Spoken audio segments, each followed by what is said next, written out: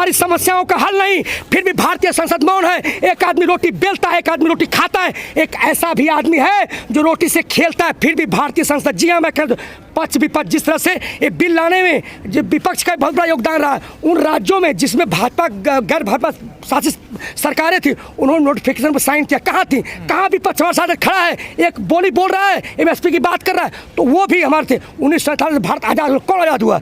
आज़ाद हुए कार्यपालिका, विधायिका, न्यायपालिका, लेकिन आम जनता अभी भी सड़कों पर पड़ी हुई है, गिड़गिड़ा रही है। हम उसकी लड़ाई लड़ रहे हैं। इस जब तक विश्व व्यापार संगठन को अनलिंक नहीं करा देते हैं, जब तक उदारीकरण नीति को खत्म नहीं कर देते हैं, तब तक हम छोड़ेंगे नहीं। मैं सवाल करना चाहता हूं आपके जिम्मेदार चैनल के माध्यम से, क्या कृषि कानून बिल वापस होने से किसान आत्महत्या नहीं करेंगे? क्या देश की समस्या समाप्त हो जाएगी? एमएसपी मिलने से क्या किसानों की आय दुगनी हो जाएगी? क्या जो देश खुशहाल होगा? नहीं, इसके पीछे उसकी माँ बैठी हुई है। विश्व व्यापार संगठन जो गेट समझौता हमने किया था 1991 में, डंकल प्रस्ताव आया था, वो हमको कहता है कि सब कुछ निजीकरण होगा, सब कुछ बेचा जाएगा। उसी का दिन हो रहा है। हमें उसको अब एक नई श्रेणी आज़ादी विश्व व्यापार संगठन से अनलिंक होना है, उदारीकरण नीति को ध्वस्त करना है। ये हम चोट करेंगे बिल्कुल व्यापार पर। यूपी में कैसे चोट करोगे? सवाल ये है। घर घर जाएंगे, आंदोलन खत्म होगा, लेकिन आंदोलन खत्म नहीं होगा, आंदोलन का स्वरूप बदलेगा। स्वरूप जो जेपी आंदोलन, जो पहले आंदोलन देखा, हम घर घर जाएंगे, हम पंचायतें करेंगे, हम मुद्दे उठाएंगे, लोगों को जागरूक करेंगे। कभी हिंदू मुस्लिम कमला नहीं हो, जिस प्रकार से 6 दिसंबर को स्थापना करने जा रहे हैं कृष्ण की मूर्ति, ऐसा नहीं होने देंगे। हम मथुरा में पंचायत करेंगे, टिकैत जी करेंगे और सबको जगाएंगे, घर घर अलग जगाएंगे। हम बॉर्डर पर क्या करें बताइए मुझे? हमारी सारी मांगे घुटे क्या मथुरा का मुद्दा देख रहे हो? जी बिल्कुल। तो अब सजग है ना, आपने पहली बार कर लिया, अब हम सजग है, सबकी आंखें खुली है। जब भारत जगता है ना, देश है, जब इस देश पर तानाशाहियों का ऐसा आक्रमण हुआ है, भारत तब एकजुट हुआ है। ना कभी हिंदुस्तान टूटा है, न टूटेगा, ना कभी तिरंगा झुका है, न झुकेगा। आज हर हिंदुस्तानी जाग गया है। तो चतुर्वेदी, आपने चाहते कि मथुरा में मूर्ति का क्यों? जब कोर्ट में लंबित है, इस देश में कोर्ट बड़ा है कि ये लोग बड़े? बताइए कौन लोग हैं? वो लोग हैं कौन? बताइए मुझे। टुच्चे लोग जो इस देश की तोड़ने की साजिश रचते हैं, जो देश में नफरत फैलाने का काम करे, वो लोग कौन है? इस देश का ये देश कैसे चलता है? संसदीय प्रणाली से संविधान चलता है। संविधान अपना काम करेगा, जैसे इस प्रकार से हमारे में काम किया है। तो आप भी कहाँ संविधान को मानते हैं? क्यों नहीं मानते? हम यहाँ कोई उपद्रवी दिखा, हमने कोई दंगा किया? उपद्रव खड़े, धारा 144 लगी हुई है जी लागू है, लेकिन हम खड़े तो उन्होंने लगा दिया, तो हम क्या करें बताइए मुझे? हम क्या करें? हमारे पर तो तोप लगा, तो हम क्या करेंगे? हम तो निहत्ते हैं, हमारे पास तोप नहीं। 28 जनवरी का हमारी लाइटें काट दी गई, पानी काट दिया गया, हमारी सुविधाएं छीन ली गई, हमारी सुरक्षा व्यवस्था, ये हमारा मौलिक अधिकार है। एक जब डिस्ट्रिक्ट में मौत होती है, उसके लिए डीओ जिम्मेदार होता है। भूख से किसी की मौत होती है तो हमारी लाइट पानी क्यों काटा गया बताइए मुझे? जब सुप्रीम कोर्ट का दिया है कि गन्ने का भुगतान 15 दिन में होगा, नहीं 4% ब्याज की दर से देना पड़ेगा, तो वो लोग मानते हैं सुप्रीम कोर्ट की बात? बताइए मुझे। हमारे मौलिक अधिकार छीन लिया गया यहाँ पर, बताइए। आप बॉर्डर खाली कब करोगे? जी, हम बॉर्डर घेरे कब है? हम तो जा रहे थे, हमें रोका गया। हम मांग रहे, अपना अधिकारों की लड़ाई लड़ रहे हैं निहत्ते होके। हम 6 सूत्री मांगे, सारी सब कुछ चल रही है। हमारे कल संयुक्त किसान मोर्चा ने कहा है, उसके हिसाब से सारी बातें तय हो रही है। जब 6 सूत्री मांग, क्योंकि एक मैं स्पष्ट कर देना चाहता हूँ कि ठीक है, उस हमारी मांग थी कृषि कानून बिल वापस लो, लेकिन वो जो 5 घटनाएं हुई, वो किसान लेके नहीं आए थे, उससे पैदा हुआ है, उसका वो भाग है। जब तक वो चीजें वापस नहीं हुई, कृषि कानून बिल वापस होना बेमानी होगा। क्योंकि कानून को मानते हैं, जो 6 मांगे हैं उसमें कुछ ऐसी मांगे हैं जो राज्य सरकारों के अंडर अधीन आती हैं। आप कह रहे हैं सारी 123 नहीं, आप इसका अध्ययन करें। एक ऐसा भी सेंट्रल गवर्नमेंट के अंडर में है कि वो राज्य सरकारों के FIR भी खत्म कर सकती है। अभी अमित शाह का बयान आने वाला है, वो खत्म कर सकते पावर है। तो FIR हम नहीं लेकर आते। जब एक घटना हुई तो FIR हुआ, तो FIR तो वापस होना पड़ेगा, नहीं तो बेमानी थोड़ी उस कानून का वापस होना बेमानी माना जाएगा।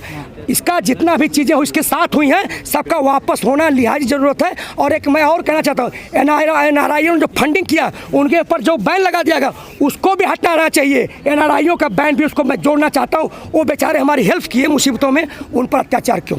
कंगना रनौत जो आशीर्वाद लिया है, जिस प्रकार से इस देश में तोड़ने का जो आशीर्वाद लिया है, जिस प्रकार से भगवा लहराने का आशीर्वाद पहले भी लिया था, वो टूट चुका है। मैं कहना चाहता हूँ कि जब गीदड़ की मौत आती है तो शहर की तरफ भागता है। आज वही जिस किसी ने भी अगर इस जो गीदड़ था वो शहर की तरफ भागने, यानी किसानों की तरफ, इस देश के दस्तकारों की तरफ, पत्रकारों की तरफ, मजदूरों की तरफ भागने का प्रयास किया, वो जमी दोज हो गया। नाजनीनों की नादाओं पे दुनिया फिदा है यारो, नाजनीनों की नादाओं से दुनिया को बचा लो यारो। कौन कहता है कि आसमां में सुराख नहीं हो सकता?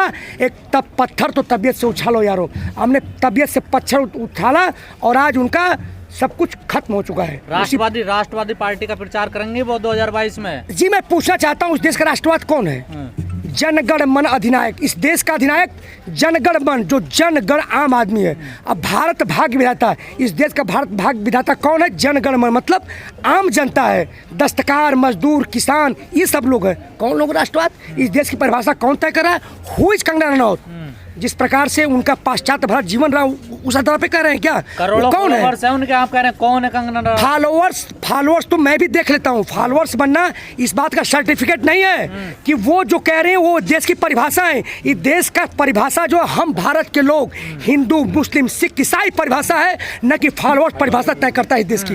ये देश संविधान से चलता है, ये देश संविधान प्रणाली से चलता है, ये देश किसी बड़े बोलेपन से नहीं चलता है। कहते हैं इस देश में मोदी मुमकिन है, तो नहीं।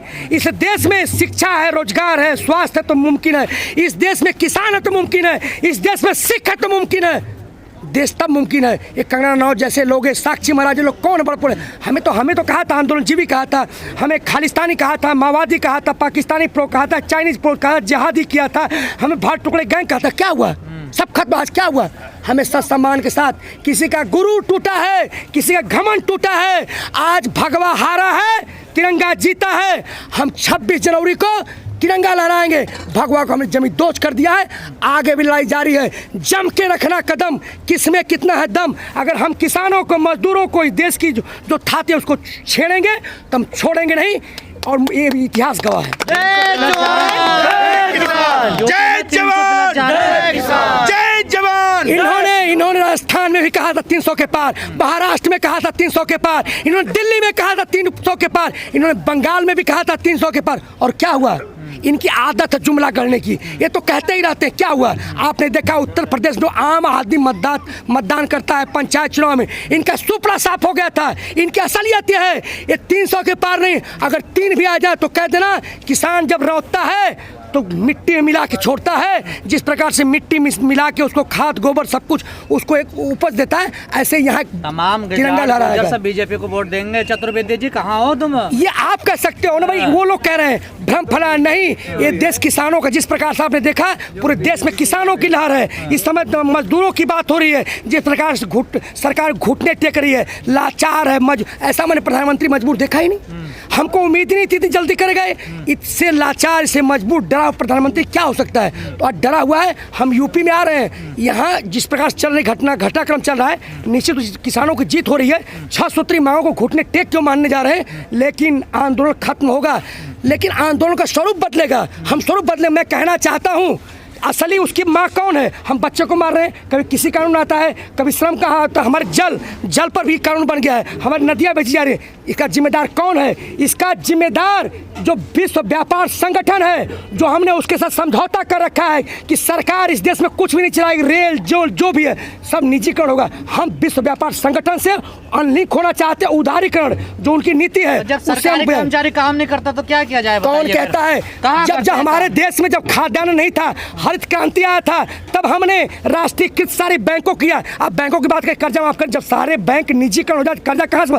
तब हमारे अन्न जब खाने को नहीं था तो हमने सब चीज़ को राष्ट्रीयकृत किया, सब सरकारी किया, और हमें उस समय खाने को गेहूँ पैदा हुआ। तो ये राष्ट्रीयकृत का कमाल है। आज बताइए, हम रेल बना के उनको देना चलाने के लिए होने नहीं दोगे लगता? जी बिल्कुल। देखिए आज किसान जग उठे हैं, इस 75 साल से हमारे कांधे पे हलता है।